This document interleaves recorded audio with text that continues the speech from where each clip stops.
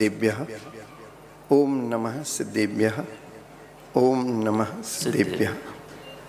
हे शांत संत अरिहंत अनंत ज्ञाता, हे शुद्ध बुद्ध जिन सिद्ध अबद्ध धाता, आचार्यवर उवध्यायसु साधु सिंधु, मैं बार बार तब पाद पयोज बंदू, मैं बार बार तब पाद पयोज बंदू, मैं बार बार तब पाद पयोज बंदू।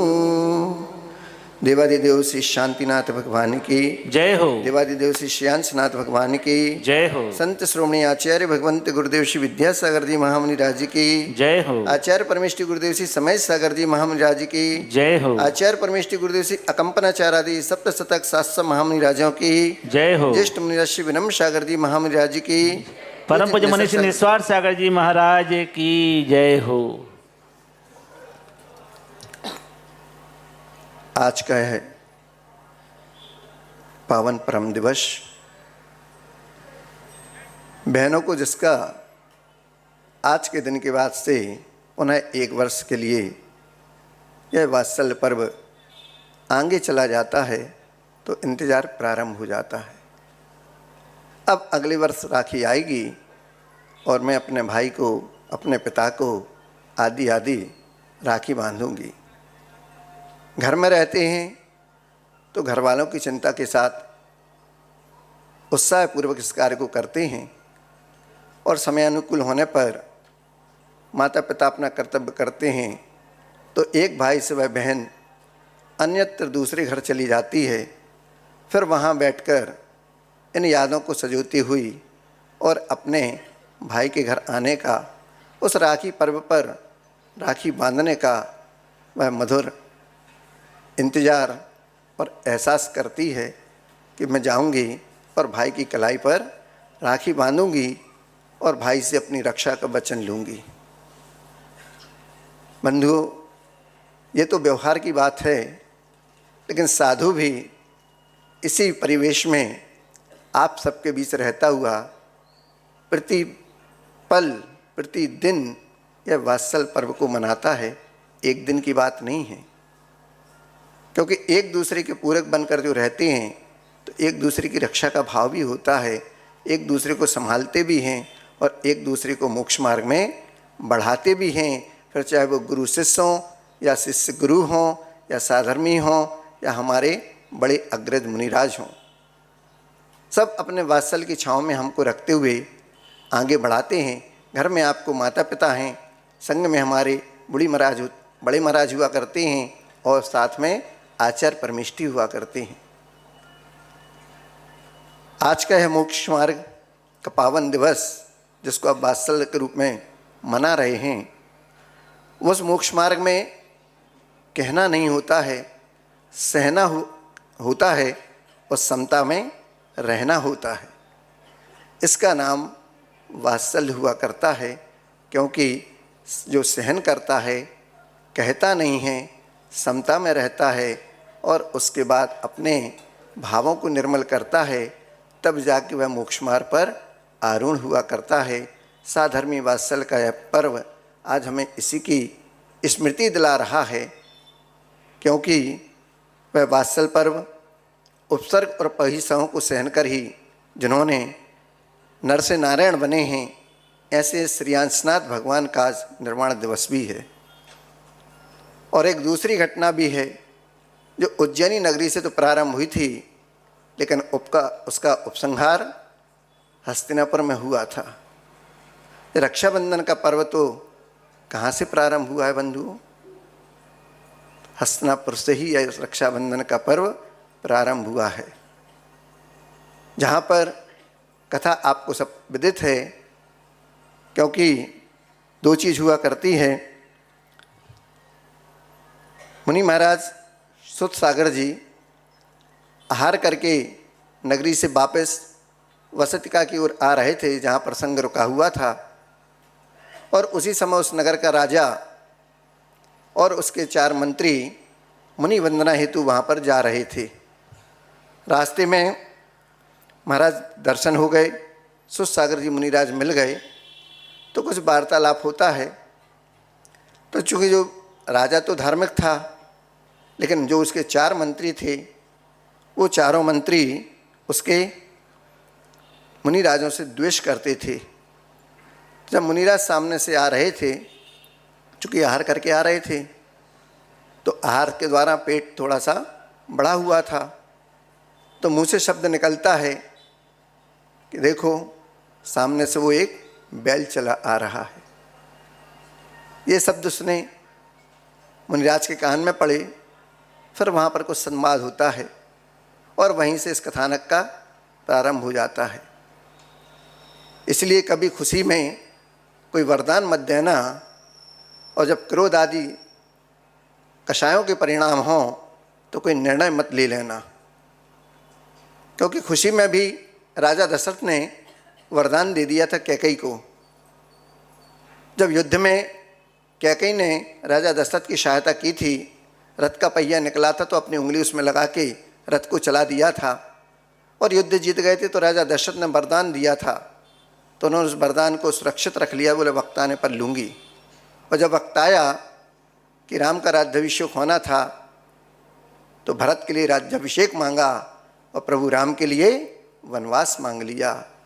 ये रामायण की घटना हमको दिखाती है। महाभारत में भी यही प्रसंग है, 1 इंच भी जमीन नहीं दूंगे। क्रोध के कारण उस दुर्योधन ने 5 पांडवों के साथ युद्ध करना तो स्वीकार किया, लेकिन 5 गांव बहुत बड़ी बात हो गई, 1 इंच जमीन भी नहीं दूंगा। तो क्रोध कसाय के कारण महाभारत हुआ करता है, और खुशी में वरदान देने पर रावण का प्रसंग भी हमारे सामने आ जाता है। उसमें भी महाभारत काल में जब शिशुपाल का वध किया था श्री कृष्ण जी ने, तो उस समय उनकी उंगली कट गई थी, रक्त आ रहा था।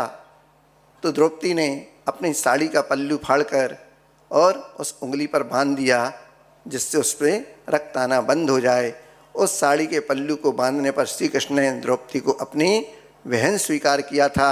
और जब रामायण उस महाभारत में आपने देखा ही है कि जब चीरहरण का प्रसंग आता है, भरी सभा में सारे लोग बैठे हैं, उस समय किसी की हिम्मत नहीं होती कि वहाँ पर उठकर उसका प्रतिकार कर दें।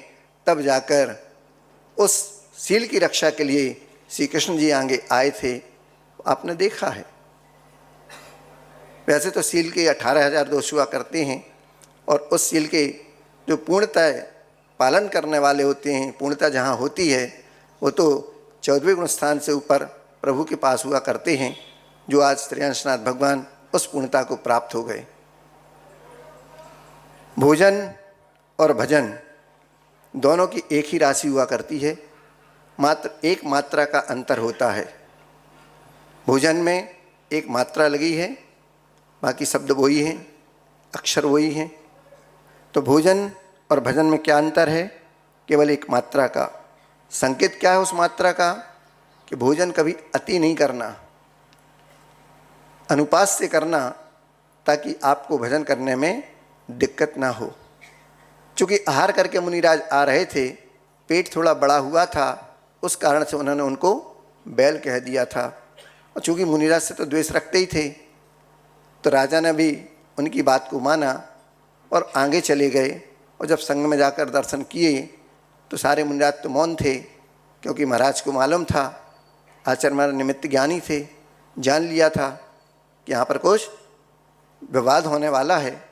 लेकिन वो मुनिराज को पता नहीं था, तो उन्होंने चर्चा कर ली और जाकर सीधा आचार्य महाराज को बता दिया कि रास्ते में ये वार्तालाप हुई।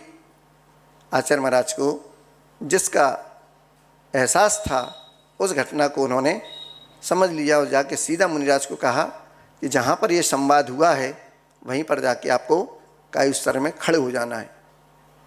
और वहाँ पर वो खड़े हो गए। मारने आए वो चारों मंत्री, तो वहीं पर देवयोग से कीलित भी हो गए। लोगों ने सुबह देखा, उनकी उस घटना का प्रतिकार नहीं कर पाए, लेकिन देवों ने उनका सहयोग कर दिया था, तो वो कीलित थे। जब क्षमा याचना की गई मुनिराज से, तब जाके उनको जीवन दान मिला। फिर वो वहाँ से उज्जैनी से विहार करते हुए जब हस्तिनापुर पहुँचे, तब वहाँ पर उन्होंने उस राजा की भी सहायता की। उज्जैनी से उनको भी निकाल दिया गया था इस कृत्य के कारण। तो हस्तिनापुर के राजा को प्रसन्न करके, ये मंत्री थे, अपनी कूटनीति चालों से जानते थे कि दूसरे राज्य में जाके कैसे हमको रहना है। तो रह गए, वहाँ के राजा को खुश किया, वहाँ पर मंत्री पद पा गए। और बात वही हुई कि खुशी में वरदान दिया तो वरदान को सुरक्षित रख लिया, आवश्यकता पड़ने पर लेंगे। और जब लिया, जब मुनिराज हस्तिनापुर से वहाँ पर पहुँच गए, तब उन्होंने जान लिया ये तो हमारे वही पुराने शत्रु हैं। वरदान हमारे पास है, राज्य ले लिया और मुनिराज को उपसर्ग करना प्रारंभ कर दिया। मुनिराज बैठे ध्यान सामयिक में, और उन्होंने वहाँ से अवशिष्ट पदार्थ आदि को जलाना, हवन आदि करना प्रारंभ किया। कल मुनिराज ने आपको सारी बातें बताई। तो इस घटना से जब उपसर्ग दूर हुआ, तब जाकर उस रक्षा के रूप में वात्सल्य पर्व हम मनाते आ रहे हैं। ये वात्सल्य पर्व की संक्षिप्त से घटना है। क्योंकि भोजन और भजन, भोजन तो अनुपास्य हो, लेकिन भजन अनुपास्य नहीं हुआ करता है। भजन तो जिसकी कोई सीमा नहीं होती, उस सीमातीत भजन में जब लग जाते हैं तो सीमाओं से भी पार होकर चारों गति की तो सीमाएं हो सकती हैं, लेकिन पंचम गति में जाकर जो अव्यवास सुख में जाके लीन हो जाते हैं, ऐसे श्रीहंसनाथ भगवान ने भी अपने जीवन को भोजन से छोड़कर भजन में लगाया था, तब जाकर मुक्ति को प्राप्त किया था। उस मुक्ति बधु के वो अधिकारी बने थे। आज का यह भजन और भोजन इसी कारण से दोनों की याद दिलाता है। रक्षाबंधन यानी रक्षा करने का संकल्प, एक सूत्र या धागे का, जिसमें बहनें अपने भाई को भी उनकी रक्षा सुरक्षा करेगा इसलिए बांध देती हैं। यह धागा जिसको आप राखी कहते हैं, वह अपने भाई को नहीं, बहन को नहीं, पिता बेटे को, बेटा पिता को, भाई भाई को, बहन बहन को, एक दूसरे को बांधकर धर्म के साथ देश की, राष्ट्र की सुरक्षा का भी संकल्प लिया जाता है। इसमें जैसे राष्ट्रीय स्वयंसेवक संघ है, उस संघ में सारे स्वयंसेवक एक दूसरे को राखी बांधते हैं और देश और राष्ट्र की सुरक्षा का संकल्प लेते हैं। आपस में एक दूसरे का सौहार्दपूर्ण वात्सल्य इस धागे को बांधकर, जिसमें समाज की एकता और अखंडता नियत हुआ करती है।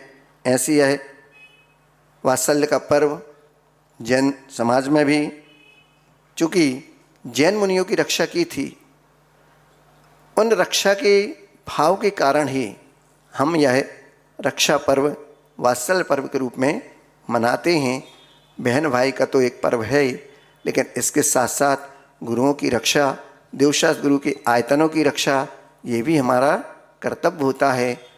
और एक दूसरे की रक्षा करने के भाव से ही हम एक दूसरे को ये रक्षा सूत्र बांधते हैं। बंधन संसार का हुआ करता है, लेकिन ये बंधन ऐसा है कि देवशास्त्र गुरु से जो बंध जाता है, फिर वो संसार में नहीं रहता है, सारे बंधनों से छूटकर मुक्ति के बंधन को प्राप्त हो जाता है, सिद्ध सलाह में जाके विराजमान हो जाता है।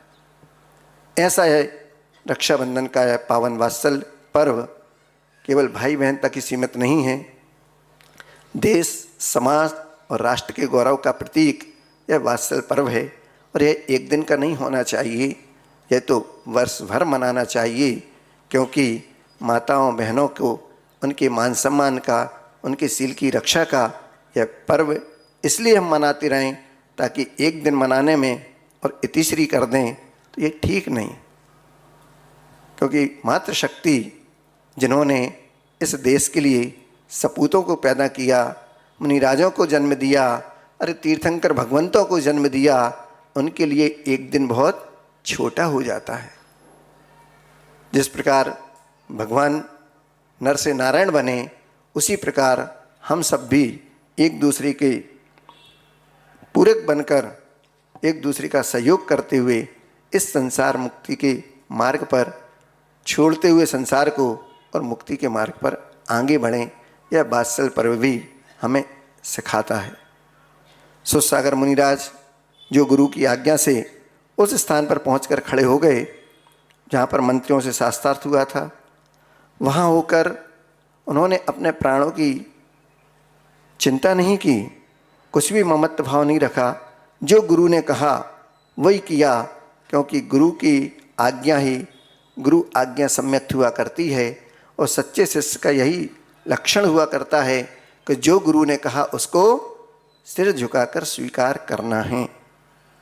क्यों? क्योंकि गुरु बनाने से पहले हमको एक अच्छा शिष्य बनना पड़ता है। गुरु बनाने से पहले हमको एक अच्छा शिष्य बनना पड़ता है। वही शिष्य जब त्याग और समर्पण के भाव से गुरु चरणों में विनय से झुकता है, तब जाके गुरु की कृपा हम सबको प्राप्त हुआ करती है। जैसे अकंपनाचार्य महाराज की उन 700 मुनिराजों के ऊपर प्राप्त हुई थी, हम सब के ऊपर भी आचार्य गुरुदेव श्री विद्यासागर जी महाराज की कृपा, आचार्य भगवान गुरुदेव श्री समय सागर जी महाराज की कृपा और साथ में ज्येष्ठ मुनिराज विनम्र सागर जी महाराज की साक्षात कृपा आप सबके ऊपर बरस रही है। क्योंकि कहा जाता है कि जो करते हैं प्रभु और गुरु की क्या, जो करते हैं प्रभु और गुरु की भक्ति, पागलों की तरह उन पर गुरु की रहमत बरसती है बादलों की तरह। ऐसे सुसागर जी मुनिराज जिन्होंने अपनी गुरु भक्ति से, अपनी विनय से अपने गुरु के चरणों में यह अनुपम उदाहरण दिखलाया। जैसा गुरु ने कहा उस स्थान पर जाकर खड़े हो गए, प्राणों की कोई ममत्व भाव नहीं रखा। क्योंकि प्रशमरति प्रकरण में एक दृष्टांत आता है, कारिका आती है कि विनय का फल क्या है? सेवा है। आप विनय भक्ति भाव के साथ गुरु चरणों में झुकेंगे, आपको गुरु की सेवा प्राप्त होगी। पूज्य बड़े महाराज जी आपको कितने उदाहरण देते हैं गुरु महाराज का, कितनी वैयावृत्ति की उन्होंने अपने जीवन में, और जो मिला सबसे ज़्यादा गुरु सेवा से उनको प्राप्त हुआ है। गुरु के चरणों में रहने का सानिध्य उनको बहुत मिला है। हम लोग देखते थे, हम लोग उतना नहीं कर पाते थे। हम लोग तो बस पहुँच लें, गुरु के चरण गंदों तक लेके आ जाएं, बहुत बड़ी बात है। महाराज की कृपा होती थी, बुला लेते, भैया हम लोग के हाथ में तो लगा है, पहुँचने को हम लोग रहते थे, आप लगाइए पहुँचेंगे हम, तो दोनों को लाभ मिल जाता था। तो करने में तो बहुत समय लगता है, पहुँचने में समय नहीं लगता, तो उतना ही अपना काम था। तो महाराज के चरणों से लगे रहे तो वहाँ तक पहुँच गए। क्योंकि पूर्व उद्बोधन में कहा था ना कि मित्र मिले तो मेला कीजिए, और चित्त मिले तो चेला, और साधु मिले तो संगति कीजिए, वरना भला अकेला। तो मित्र मिले, फिर साधु बने तो साथ में रहे, तो कृपा तो मिलेगी कि नहीं मिलेगी? जब गुरु की बरस रही है तो बड़े महाराज की तो और बरसेगी। बड़ा भाई कहाँ जाएगा? पिता से आगे तो नहीं आएगा ना। तो पिता ने कहा और उन्होंने भी दिया, और यहाँ तक गाड़ी चली आ गई। अब इसके बाद विनय का फल सेवा हुआ, और गुरु की सेवा का फल क्या होता है? शुद्ध ज्ञान हुआ करता है। आप देख लीजिए ज्ञान का क्षोभम पूज बड़े महाराज का, हमको एक कारिका एक गाथा याद नहीं होती, महीना भर भी रट लें, पढ़ तो लेते हैं, साथ में पढ़ लेंगे, लेकिन आपको अलग से लेके बोलो, क्षोभम मद्दा है। अज्ञान दशा है तो क्या कर सकते हैं, उसको भी सहन करना उपसर्ग परिचय का मार्ग है, लेकिन कोई विकल्प नहीं। क्यों? बड़े का वरद हस्त अपने हाथ है, क्या चिंता। आगे चलते हैं। फिर उसके बाद विनय का फल सेवा, और सेवा का फल ज्ञान, उस ज्ञान के बाद होता है फल विरक्ति का, वैराग्य का, संवेग का। जब संवेग और वैराग्य आपके अंदर प्रस्फुटित होता है, और विरक्ति का फल जब आपको चढ़ता है उसका रंग, तो फिर आश्रव का रुकना हो जाता है, पापों का रुकना हो जाता है, और संबर होना प्रारंभ हो जाता है। वह संबर का फल क्या हुआ करता है? तो उस संबर का फल होता है तपों की प्राप्ति। वह तप आपका बल हुआ करता है। उस तप बल के माध्यम से सुसागर जी मुनिराज उस वन में जाकर रात्रि का योग धारण कर लिए और खड़े रहे। तब जाके मंत्रियों ने उपसर्ग किया था रात में आके, तो वन देवता ने उनको कीलित कर दिया था। मुनिराज तो प्रतिकार करेंगे नहीं, उपसर्ग परिषद तो उनको सहना है, लेकिन वन देवता उनको कीलित किया। सुबह जब प्रजा लोग आए और देखा चारों मंत्रियों के कृत्य को, तलवारें हाथ में हैं, कीले थे, तो उनकी निंदा की और जाके मुनिराज से क्षमा याचना की गई, तब जाके उनको जीवन दान मिला। तो तपोबल हुआ और तपोबल के माध्यम से निर्जरा हुआ करती है। तपसा निर्जरा च, इस तप के माध्यम से निर्जराएं हुआ करती हैं। 12 प्रकार का जो तप होता है अंतरंग और बहिरंग से, उसके बाद और आतपन आदि योग लगाते हैं, फिर उसके बाद अपनी मुक्ति का रास्ता खोलते चले जाते हैं। वह साधक आगे बढ़ता चला जाता है। उस निर्जरा से, उसकी क्रिया करने से, उन तपों को तपने से उग्र उग्र तपते हैं। तप के तब जाके वो साधना का फल उनको प्राप्त हुआ करता है। निर्जरा की क्रिया से निवृत्ति हुआ करती है और निवृत्ति होने पर जब समोषण आदि का व्यवहार प्राप्त होता है उसका भी निग्रह करते हैं और योग स्थान को प्राप्त करते हुए अयोगी बन जाते हैं। ऐसे उस अयोगी की योग के निरुक्त के भाव से संतति की, इस संसार की वहाँ पर इतिश्री हो जाती है। उस संसार की परंपरा का क्षय हो जाता है और संसार परंपरा के क्षय से मोक्ष हो जाता है। इस प्रकार सुसागर जी महामुनिराज की यह कथानक, उनके माध्यम से हस्तिनापुर से इस रक्षाबंधन का प्रारंभ जैन दर्शन में और विष्णु कुमार मुनिराज के द्वारा आचार्य अकंपनाचार्य भगवान आदि की रक्षा का यह पावन पर्व वात्सल्य के रूप में हम सब मनाते हैं। समस्त कल्याण के पात्रों का एक ही है, विनय, क्योंकि विनय को ही मोक्ष का द्वार कहा गया है। विनय मुख्यो द्वारम। मोक्ष का द्वार क्या है? तो आचार्य भगवान कहते हैं विनय। जो जितना झुकेगा वो उतना ऊपर उठेगा। पूज्य बड़े महाराज कहते हैं जो जितना पढ़ेगा वो उतना आगे बढ़ेगा, अपने आप को गढ़ेगा।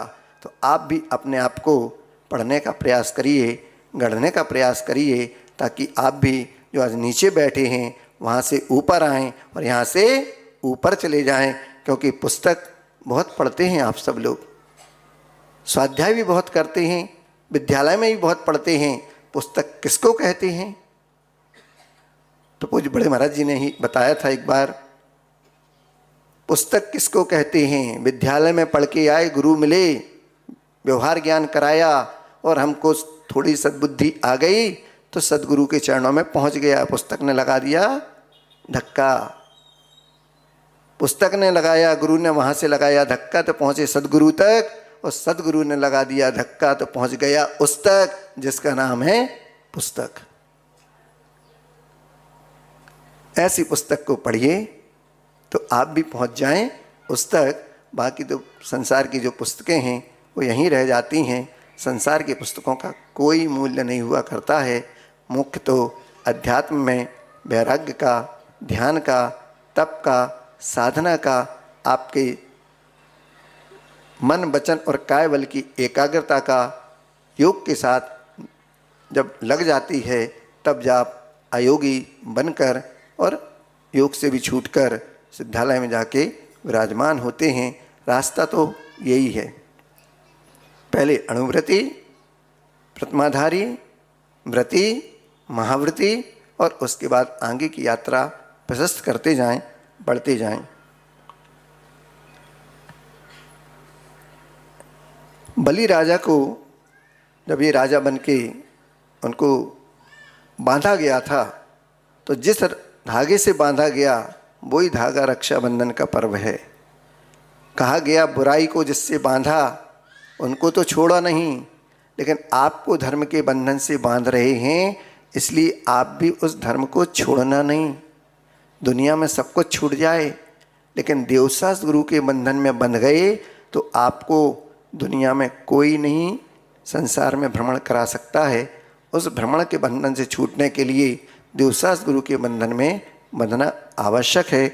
आप सब उसमें बंधे रहें और अपने जीवन यात्रा को सफल करें। इतना ही कहकर अपनी वाणी को विराम देता हूँ। आचार्य गुरुदेव श्री विद्यासागर जी महाराज की जय।